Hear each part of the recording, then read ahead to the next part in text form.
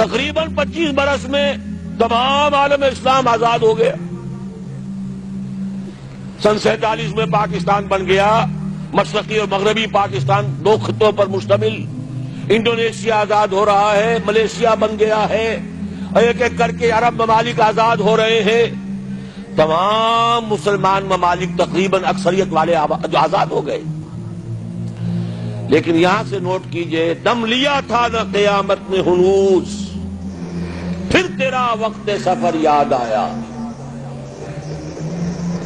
یہ جو کولونیلزم تھا جس کی بساط لپیٹی گئی ہے اس صدی کے وسط میں,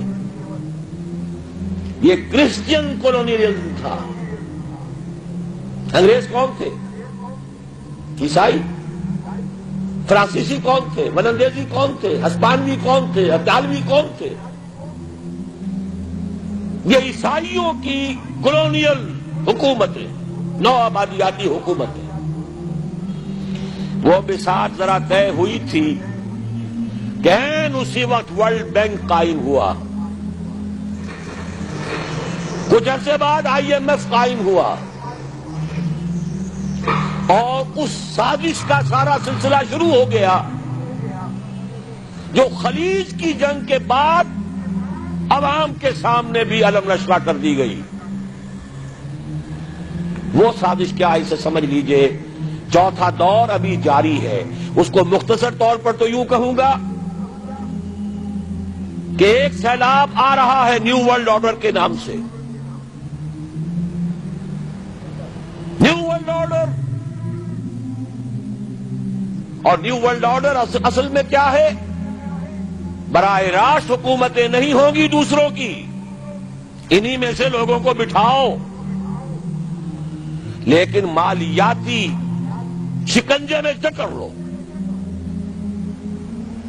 کام یہ کریں, محنت یہ کریں, صبح سے شام تک مشقت یہ کریں, اپنے سودی نظام سے, اپنے ورلڈ بینک سے, اپنے IMF سے ان کی محنت اور ان کی کمائی کی ملائی کھینچتے چلے جاؤ, چھاچ ان کو بھی دیتے رہو. یہ پورا فلسفہ یہود کا ہے, زائنزم کے نام سے جو دنیا میں چل رہا ہے. یہود کا کہنا یہ ہے کہ اصل انسان صرف ہم ہیں. 13 ملین یا 14 ملین, 1.5 کروڑ سے بھی کم انسان دنیا میں یہودی ہے. وہ کہتے ہیں اصل انسان ہم ہیں, باقی یہ 6 ارب جو بھیڑ نظر آتی ہے دنیا میں, یہ اصل میں حیوان ہے, شکلیں انسانوں کی سی ہیں. یہ گوئمز ہیں, یہ جینٹائلز ہیں.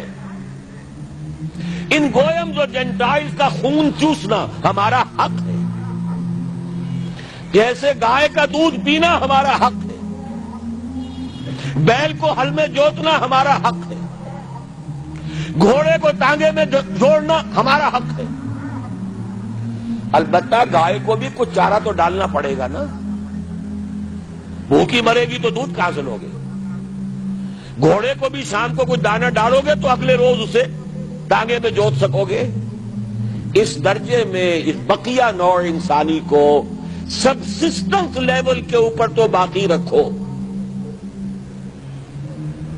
باقی ان کی محنت, ان کی کوشش, ان کی جدوجہد. گھوڑے پر اگر آپ نے جو بھی ٹانگے باندھ ہے, اس نے اگر 100 روپے شام تک کمائے ہیں تو 20-25 تو بہرحال گھوڑے پر بھی ڈالے گا, باقی اس کی کمائی ہے. سبسسٹنس لیول ان کو دو تاکہ یہ کل بھی کام کرنے کے قابل ہو. لیکن سارا سودی نظام کے ذریعے سے ان کا خون ہم کشید کرتے چلے جائیں. یہ نیا مالیاتی عالمی استعمار ہے. وہ استعمار اور تھا, وہ کولونیل رول. انگریز آ گیا. اب انگریز جب ہندوستانیوں کو نظر آتے تھے تو ہندوستانیوں کا خون جوش میں آتا تھا کہ نہیں؟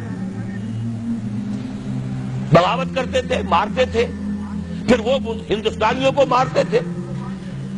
تو مار رہے ہیں اور مر رہے ہیں, یقتلون و یقتلون. حاصل کیا ہے؟ ہمیں آم کھانے سے غرض ہے, پیٹ گننے سے کیا فائدہ؟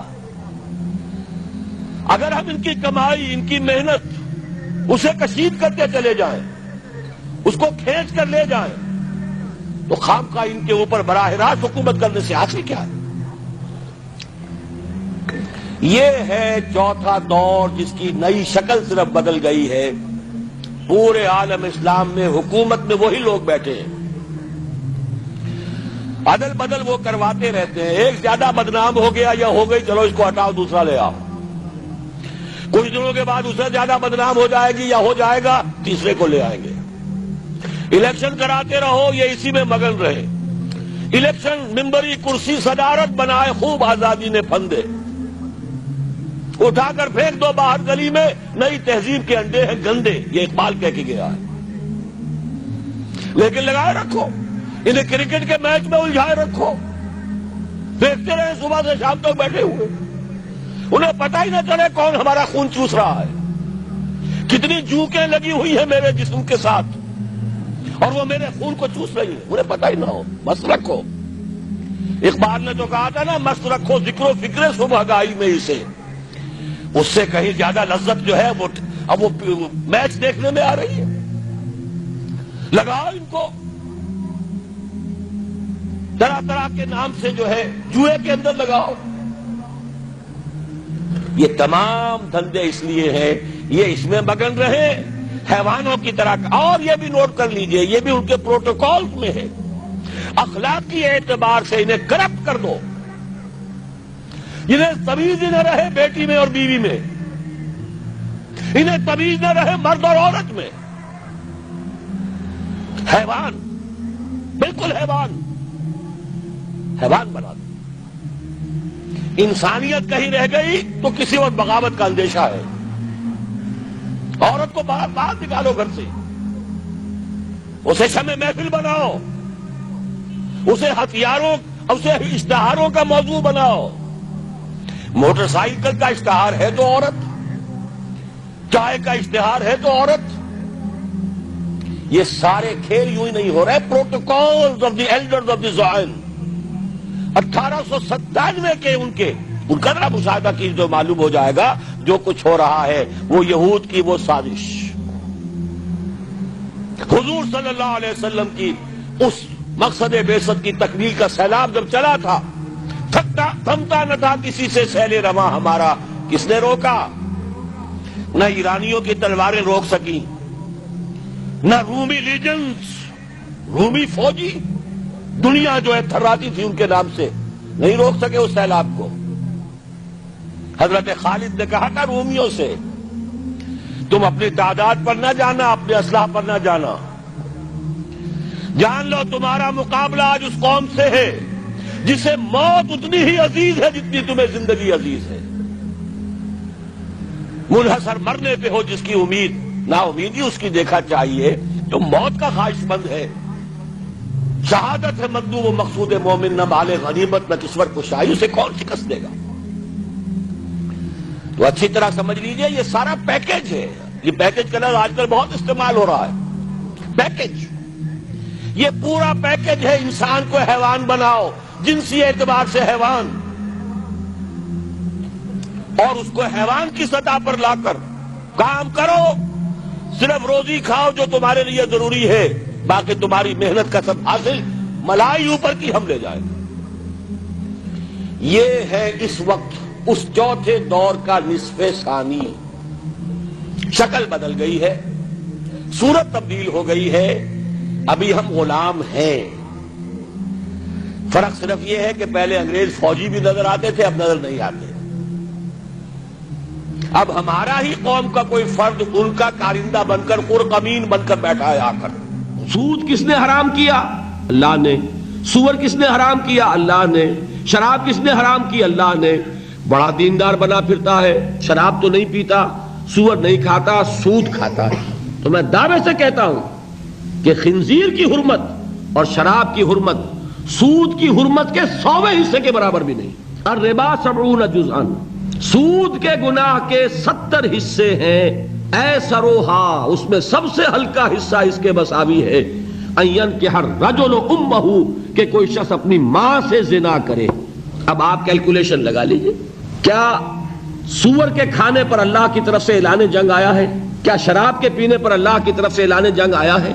اور سود پر کہا کہ اگر باز نہیں آتے فَأَذَنُوا بِحَرْبٍ مِّنَ اللَّهِ وَرَسُولِهِ، تو کان کھول کر سن لو اللہ اور اس کے رسول کی طرف سے اعلان جنگ۔ مجھے تو تباہی نظر آ رہی ہے۔ اقول قولی ھذا واستغفر اللہ لی ولکم ولسائر المسلمین والمسلمات۔ اب آپ لوگ جو سوالات کرنا چاہیں کیجیے۔ جو بینکس ہیں جن کا عام کنونشنل بینکس ہیں یا مغربی طرز نظام سے، پاکستان میں کوئی اسلامک بینک نہیں ہے، سب جھوٹ ہے، فساد ہے، دھوکہ ہے، فریب ہے۔ سود کے اوپر لیبل بدل دیا گیا ہے۔ میزان بینک کا دعویٰ ہے کہ ربا فری ہے۔ میں تو اپنی بات کر رہا ہوں نا، آپ اس وقت مجھ سے سوال کر رہے ہیں، میں جواب دے رہا ہوں۔ جی، یہ گلاس اگر نقد پر لیتے ہو تو 10 روپے کا ہے، 1 مہینے کے بعد پیسے دو گے تو 11 روپے کا ہے۔ وٹ از دس 1 روپی؟ بتائیے نا۔ ٹھیک ہے، نہیں 1 روپیہ اس پہ وہ چارج کر رہے ہیں۔ کیا چارج کیا ہے؟ وہ ان کا دعویٰ تو ہے کہ پروفٹ ہے۔ یہ پہلے سے طے شدہ پروفٹ ہی کا نام سود ہے۔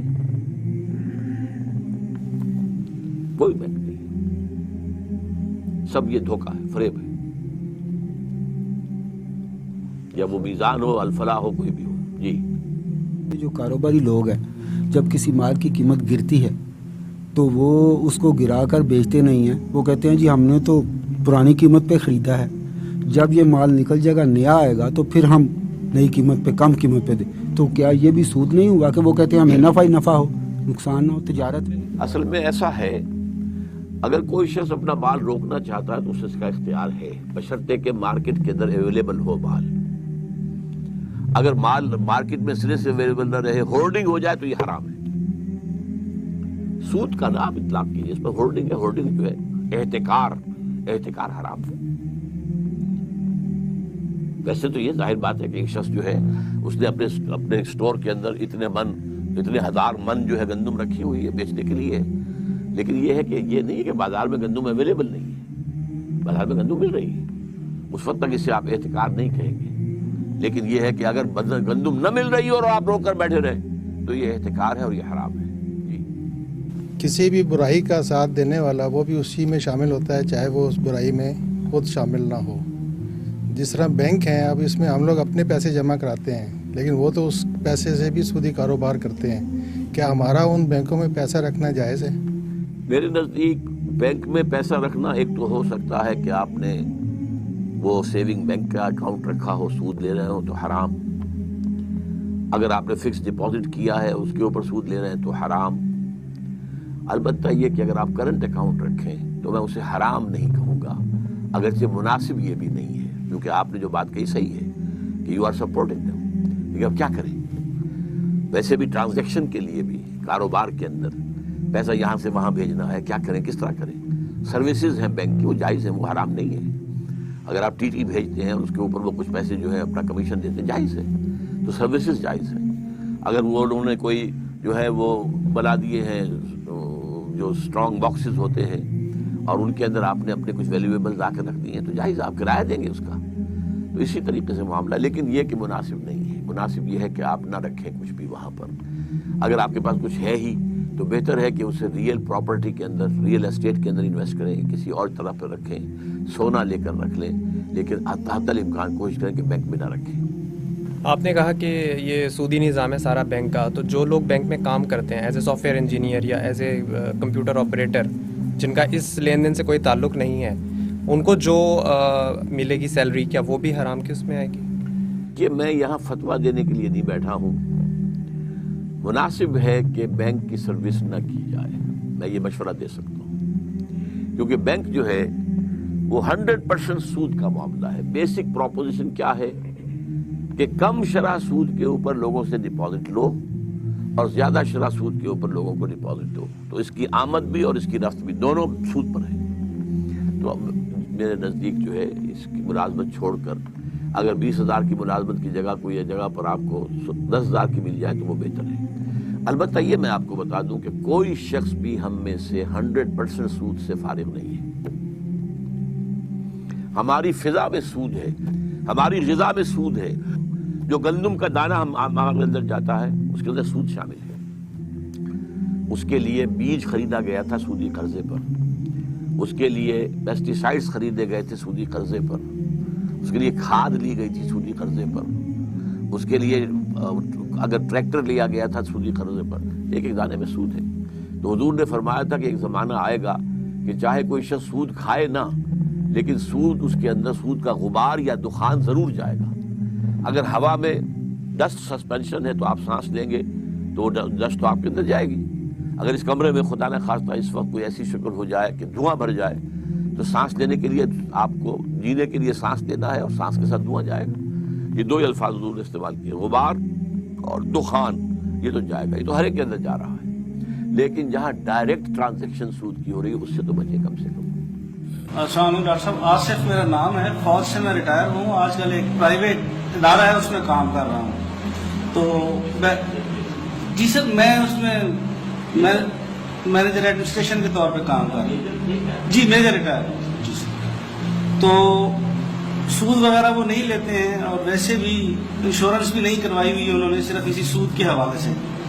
لیکن پچھلے دنوں کچھ ان کو گاڑی چاہیے تھی تو میزان بینک والوں سے ان کی گفتگو ہوئی اور وہ کوئی گاڑی کے جی وہ جو لیز پر دے رہے ہیں گاڑی، یہ سود میں شامل نہیں ہے. اس کی کافی انہوں نے گفتگو کی ان سے.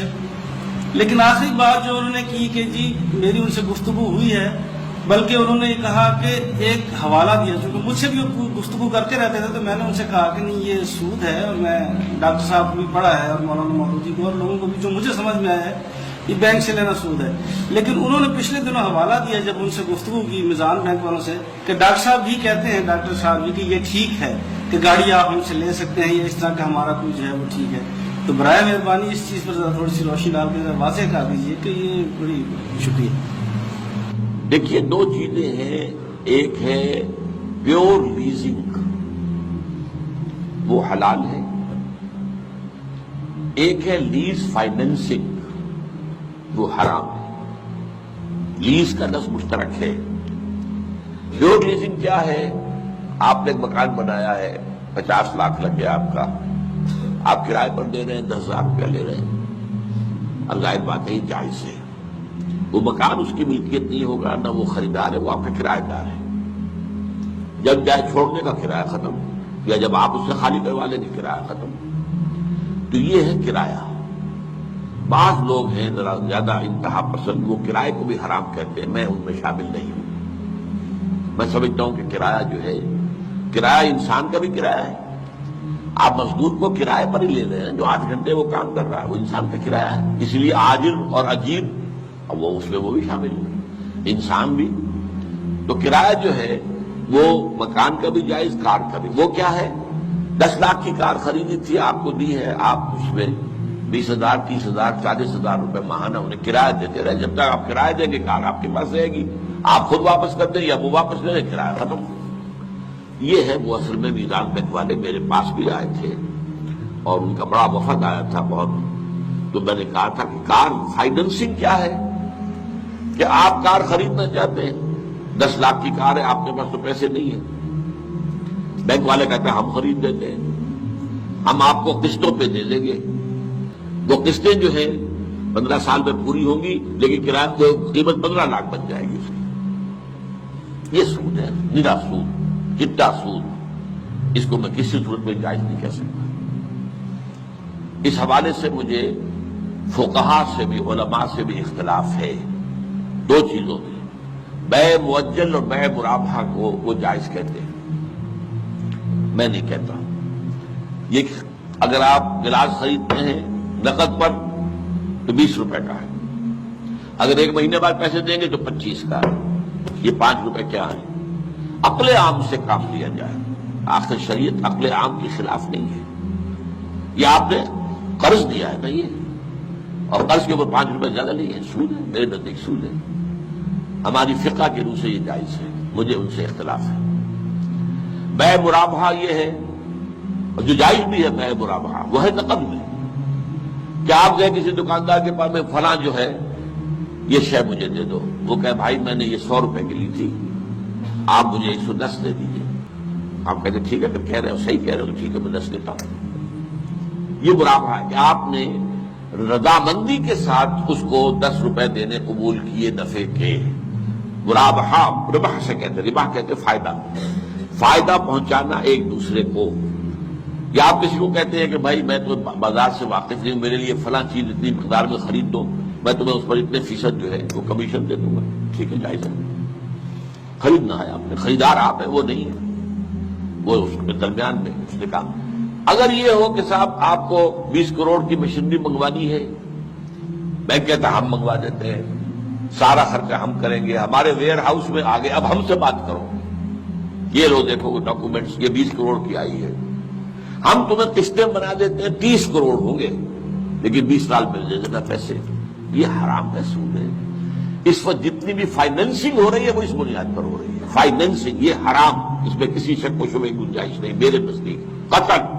ہاں وہ پیور لیزنگ جائز ہے، جو میں نے آپ سے عرض کر دی ہو، مکان کی ہو، کار کی ہو، سائیکل کی ہو، آخر آپ کو معلوم ہے سائیکلیں کرائے پر ملا کرتی تھی، اب تو بہت کم سائیکل رہ گئی ہے، فی گھنٹہ کرایہ ہوتا تھا، آپ لے کے چلے گئے ہیں، واپس آئے اتنے گھنٹے ہوئے، اتنا کرایہ دے دیں گے، تو کرایہ ایک مختلف شے ہے، سائیکل ہو، موٹر سائیکل ہو، کار ہو، مکان ہو، انسان ہو، اس کا بھی کرایہ، اس کی محنت و مشقت جو ہے وہ کرایہ جو ہے نا، وہ چیز جائز ہے، لیکن یہ فائنینسنگ اور اس کے لیے اس طریقے سے کسی کو کار کا، جو کار لیزنگ میں بے شمار کاریں ہمارے یہاں آئی ہیں، کراؤڈنگ جو ہے وہ اسی وجہ سے ہو گئی ہے، بس اتنے پیسے دے دو اور کار لے جاؤ، اور ٹھاٹ سے جا رہے ہیں ٹویوٹا، بہت جو ہے نیا سنیا ماڈل جا کر، ایک دفعہ تو غرور جو ہے وہ ہو گیا، اب معلوم ہوا کہ قسطیں دینی ناممکن ہو رہی ہے، اب وہ جان چھڑانی مشکل ہے، بینکوں کا پتہ نہیں کتنا ڈوب گیا پیسہ اس میں۔ امریکہ میں جو ہے اس وقت سب سے بڑا ڈپریشن جو ہے وہ ہاؤسنگ انڈسٹری میں ہے، ہاؤسنگ کے اندر سب سے بڑھ کر مارٹگیج جو ہے امریکہ کے اندر مکان بنانے میں ہے، مکان بنوا لیا $40 لاکھ کا فلاں کا محل بنوا لیا، رہ رہے ہیں، اب قسطیں دینی مشکل ہو رہی ہے، اب ذرا سی ڈپریشن ہوئی، قسط نہیں ہو رہی، اب وہ کیا کرتے ہیں، پھر وہ بینک وہ لے لیتے ہیں مکان اور نیلام کر دیتے ہیں، اب یہ نیلام جو ہے 50 لاکھ والا مکان جو ہے وہ 30 لاکھ میں گیا ہے، تو وہ 30 لاکھ ہو گیا، باقی آپ کے ذمہ قرضہ، اور وہ حکومت جو ہے قرضہ وصول کر کے دے گی آپ کا، جو ہے چاہے وہ گھر کا سامان بھی جو ہے وہ قرض کرائے، تو جیسے حکومت جو ہے اپنے جو ہوتے ہیں محاصل وہ لینے کے لیے لوگوں کے مکان میں قوانین ہوا کرتے تھے، قرض کرنے والے وہ کس لیے ہوتے تھے، تو اس پہ خیال بتائی ہوئی امریکہ میں اس وقت یہ ہاؤس فائنینسنگ کی وجہ سے ہاؤس جو ہے وہ مارگیج کی بنیاد، تو یہ ہے اصل میں مسئلہ کہ ایک لیزنگ حلال لیکن وہ لیز فائنینسنگ جو ہے وہ حرام ہے۔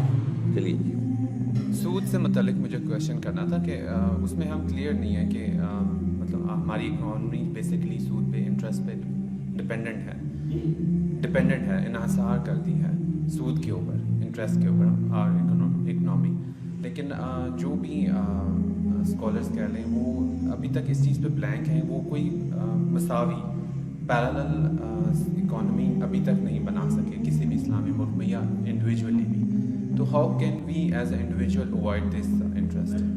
کسی بھی ملک میں جب تک کہ یہ سرمایہ دارانہ نظام بالکل ختم نہیں ہوگا کوئی آلٹرنیٹ نظام آ ہی نہیں سکتا، یہ نہیں ہے کہ آلٹرنیٹ نظام نہیں ہے، ایکویٹی کی بیسس کے اوپر سارا کام ہو سکتا، آپ پارٹنرشپ کی بنیاد پر کیجئے نا، آپ جو ہے پارٹنرشپ کی بنیاد پر آپ کام آگے چلائیے، مزاربت کی بنیاد پر چلائیے، چلتا ہے، لیکن چونکہ اس میں رسک رہتا ہے، عام آدمی رسک لینے کو تیار نہیں ہے، وہ کہتا ہے میری رقم برقرار بھی رہے اور اس پر مجھے ایک فکس دفعہ بھی ملے، اس لیے آپ ایک متبادل نظام اگر شروع بھی کر دیں تو کوئی آئے گا ہی نہیں ادھر۔ اس حوالے سے پہلی بات تو یہ ہے کہ یہ تو ہوگا آفٹر اے ٹوٹل ریولیوشن، ایک نظام کا یہاں پہ انقلاب لایا جائے، بدلا جائے، اور ایک پورا نظام، پولیٹیکل نظام بھی بالکل نیا بنے گا، جیسا کہ میں نے حوالہ دیا تھا، میری کتاب پڑھیے آپ، خلافت کی حقیقت اور اس کا نظام عصر حاضر میں کیا ہوگا، سیاسی کیا ہوگا، معاشی کیا ہوگا اور معاشرتی کیا ہوگا، تو یہ تو پورے ایک ٹوٹل ریولیوشن کے بغیر ممکن نہیں ہے کوئی آلٹرنیٹ نظام یہاں پر لے آنا، اور ہمارا جرم ہے، یہ بحیثیت مجموعی امت مسلمہ مجرم ہے اس کی کہ اس نے کہیں پر بھی اسلامی نظام پورا قائم کر کے دنیا کو دکھایا نہیں، یہ جرم ہے جس کی وجہ سے اس وقت ہم ذلت میں ہیں، ضربت علیہم الذلۃ والمسکنۃ وباؤوا بغضب من اللہ، اللہ کی طرف سے ذلت اور تھڑ دلا پن ہمارے اوپر مسلط کر دیا گیا۔ البتہ یہ ہے کہ بحالات موجودہ ایک شخص جو چاہتا ہے کہ وہ گناہ سے اپنے آپ کو بچائے، وہ کیا کرے؟ اب اس میں ہمیں فرق کرنا پڑے گا، ایک ہے ڈائریکٹ انوالومنٹ ان سود، کیا کہ آپ نے ایک رقم رکھوا دی ہے اور آپ اس کا جو ہے سود کھا رہے ہیں. جیسے آپ کو معلوم ہے ہمارے یہاں بہت سے لوگ وہ ریٹائرمنٹ کے اوپر انہیں گریچوٹی ملی ہے, 15-20 لاکھ مل گیا ہے, وہ جا کے بینک میں رکھ دیا, اب وہ ماہانہ اسے وہاں سے لے رہا. یہ سود, یہ چٹا سود ہے, کھرا سود ہے, پکا سود ہے, حرام حرام حرام حرام. دوسرا یہ کہ آپ بینک سے رقم لیتے ہیں اپنی دکان بڑھانے کو, اپنی بلڈنگ اونچی کرنے کو, اپنے کاروبار کو وسعت دینے کو, اور وہاں سود دیتے, یہ بھی حرام حرام حرام حرام. یہ تو ہو گئے ڈائریکٹ انوالومنٹ ان سود. ایک انڈائریکٹ ہے. انڈائریکٹ جو آپ نے کہا پوری ہماری معیشت کا جو ہے نظام سود پر ہے, ہماری حکومت سود پر چل رہی ہے. اب ایک سرکاری ملازم وہاں سے تنخواہ لے رہا ہے, وہ براہ راست سود میں ملوث نہیں, انڈائریکٹلی تو ہے. انڈائریکٹ سود تو مجھ میں بھی جا رہا ہے, آپ میں بھی جا رہا ہے. اور حضور کی ایک حدیث یہ ہے کہ ایک وقت آئے گا کہ کوئی شخص سود سے اگر بچ بھی گیا تو سود کے غبار یا دھوئیں سے, دخان یا غبار سے نہیں بچ سکے گا. جیسے ہوا کے اندر ڈسٹ سسپینشن ہو جائے, آپ کو گردہ نظر آ رہا ہے ہوا کے اندر, اب آپ کیا کریں گے؟ ناک بند کر دیں گے, آپ سانس نہیں لیں گے. سانس تو آپ کو لینا ہے زندہ رہنے کے لیے, تو گردہ اندر جائے گا کہ نہیں جائے گا؟ یا اگر دھواں کہیں بھر گیا ہے اور کوئی بھاگنے کی جگہ بھی ابھی نظر نہیں آ رہی ہے تو کیا کریں گے؟ آپ سانس لینا بند کر دیں گے. ہو سکتا ہے کہ کچھ دیر کے بعد دھوئیں کی وجہ سے جان نکل جائے, لیکن جب تک ممکن ہوگا تب تک تو آپ سانس لیں گے, وہ دھواں اندر جائے گا. تو ایک ہے انڈائریکٹ سود, اس سے کوئی بچا ہوا نہیں ہے, بلکہ گندم کے ہر دانے میں سود ہے. فرض کیجئے اس کا بیج لیا گیا تھا سودی قرضے پر, اس کے لیے پھر جو لیے گئے جن کو کہتے ہیں جو کھاد ہوتی ہے وہ لی گئی سود کے قرضے پر, اور پیسٹیسائڈز لیے گئے سود کے قرضے پر, ٹریکٹر لیا گیا سود کے قرضے. تو گویا کہ ہر گندم کے دانے میں سود موجود ہے, وہ میں کھا رہا ہوں, آپ بھی کھا رہے ہیں. تو اس کے لیے تو یہ ہے کہ اس کا جو گناہ میرے اور آپ کے اندر جا رہا ہے انڈائریکٹ سود کا, اس کا کفارہ یہ ہے کہ آپ اپنے پوری جد و جہد کریں اس نظام کو بدل کر وہ نظام لانے کی جس میں کہ ہم اس سود کو بالکل ایریڈیکیٹ کر سکیں, اس کو ختم کر سکیں. یہ کفارہ ہو جائے گا. یہ جد و جہد آپ کی, اس میں جو آپ وقت صرف کریں گے, یا اس میں محنت کریں گے, اس میں جو آپ اپنے مالی ذرائع صرف کریں گے, یہ سب کفارہ بن جائے گا اس گناہ کا جو ہمارے اندر جو ہے سود جا رہا ہے, انڈائریکٹ سود. لیکن اس سے بالکل بچنا کسی کے لیے ممکن نہیں ہے. ڈائریکٹ سود سے بچنا یہ لازم ہے. اچھا, تیسری بات اور جان لیجیے, بعض انسٹیٹیوشن ایسے ہیں کہ جو قائم ہی سود پر ہے, اس کی سروس بھی حرام ہو جائے گی. بینک ہے, بینک کی بنیادی کیا پروپوزیشن ہے؟ ایک تو یہ ہے کہ ایک ہے ٹیکسٹائل مل ہے, اس نے اوور ڈرافٹ لیا ہوا ہے, وہ سود دے رہا ہے. یہ ٹھیک ہے, یہ اس کا اصل بزنس نہیں ہے. اصل بزنس تو یہ ہے کہ وہ دھاگے سے کپڑا بنا رہا ہے, لیکن اس میں اس کی جو ہے اس نے اوور ڈرافٹ لیا ہوا ہے. لیکن ایک یہ کہ بینک کا تو پروپوزیشن ہی یہ ہے کہ کم شرح سود کے اوپر وہ ڈپازٹ لیتے ہیں, زیادہ شرح سود کے اوپر وہ قرض دیتے ہیں, تاکہ وہ ڈفرنس جو ہے اس کی کمائی ہے. تو اس کی پھر اس طرح کے اداروں کی ملازمت بھی حرام ہو جائے گی. تو ڈائریکٹ سود میں انوالومنٹ اور بالکل خالص سودی اداروں کی ملازمت سے بھی بچنا. باقی یہ ہے کہ اس کے علاوہ انڈائریکٹ سود جو جا رہا ہے ہمارے اندر, اس کا کفارہ یہ ہے کہ اس نظام کو بدلنے کی کوشش کی جائے. حلال حرام کے کئی لیولز ہیں. ایک آدمی سور کا گوشت کھا رہا ہے, سب کہیں گے حرام ہے, ٹھیک ہے. ایک آدمی کھا تو رہا ہے بکری کا گوشت, لیکن وہ خریدا ہے اس نے کسی کی جیب کاٹ کے, کسی کی چوری کر کے, یا رشوت لے کے. تو وہ حلال کھا رہا ہے یا حرام؟ گوشت تو حلال ہے, کھا تو حرام رہا ہے. چلتے جائیے اس کو. اب میں نہیں چاہتا کہ بہت لمبی بات کروں, آخری بات کہہ رہا ہوں, توجہ سے سن لیجئے. جس ملک میں, جس خطہ ارضی میں اللہ کا دین غالب نہیں ہے, اس میں سانس لینا بھی حرام ہے, الا یہ کہ آپ اپنی پوری توانائی اس کو بدل کر اللہ کے دین کو قائم کرنے کے لیے صرف کر رہے ہیں, کیونکہ اس کے سانس کے ساتھ بھی حرام جا رہا ہے آپ کے اندر. سود اس طریقے سے آپ کے نظام میں پیوست ہے کہ سانس کے ساتھ بھی جا رہا ہے. یہ حضور کے الفاظ ہیں, حدیث ہے کہ ایک زمانہ آئے گا کہ سود کھانے سے کوئی شخص بچ جائے تو بچ جائے, سود کا غبار یا دخان سے نہیں بچ سکے گا. جو گندم کا دانہ بھی میں اور آپ کھا رہے ہیں اس میں بھی سود ہے, فرٹیلائزرز سارے جو یہ بھی جو بھی نظام چل رہا ہے, کیا ہے یہ؟ پورا ملک سود میں ہے. ہمارا تو ایک ایک بال بندھا ہوا سودی قرضے کے اندر. تو یہ تو ماحول حرام ہے پورا. اس میں سانس لینا بھی حرام ہے، الا یہ کہ آپ اپنی توانائی، اپنی قوت، اپنی صلاحیت اس ماحول میں پھیلنے، پھلنے، پھولنے، اس کے لیے صرف نہ کر رہے ہو، اللہ کے دین کو قائم کرنے کی جد و جہد میں لگے ہو، تو گویا کہ وہ جد و جہد کفارہ بن جائے گی اس حرام کا جو ہمارے اندر جا رہا ہے.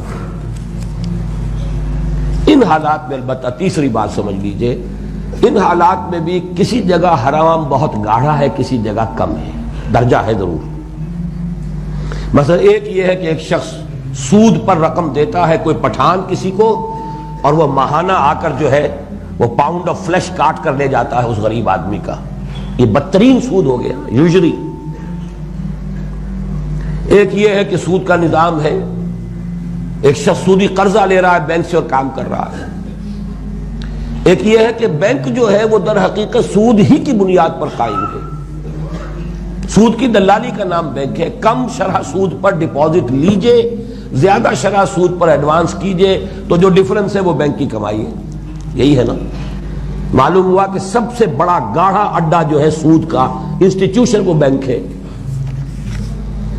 اس سے کم تر درجہ ہو جائے گا آپ کارخانے میں کام کر رہے ہیں، لیکن اس کارخانے نے سارا سود پہ رقم لے کے لگا رکھی ہے، تو درجے ہوں گے. اس میں یقیناً بینک کی سروس سب سے زیادہ گاڑھی ہے. خود سود پر قرضہ لے کے کاروبار کرنا بہت گاڑھا ہے. البتہ یہ کہ بہرحال ایک شخص ہے، اس ماحول میں رہ رہا ہے، آخر کوئی کہاں جا کے کام کرے گا، حرام سے نکلے گا کیسے؟ بس یہ ہے کہ جب تک تو یہاں اس ماحول میں آپ جینے پر مجبور ہیں تو زیادہ گاڑھے سے کم گاڑھے کی طرف تو چلتے جائیے نا، زیادہ گہرے پانی سے کم گہرے پانی کی طرف تو چلتے رہیے. باقی اصل یہ ہے کہ اس نظام کو بدلنے کے لیے جو سعی و جہد آپ کریں گے وہ کفارہ بنے گی اس حرام کا جو ہمارے اندر مجبوراً جا رہا ہے کہ جس کے بغیر کو گزارا.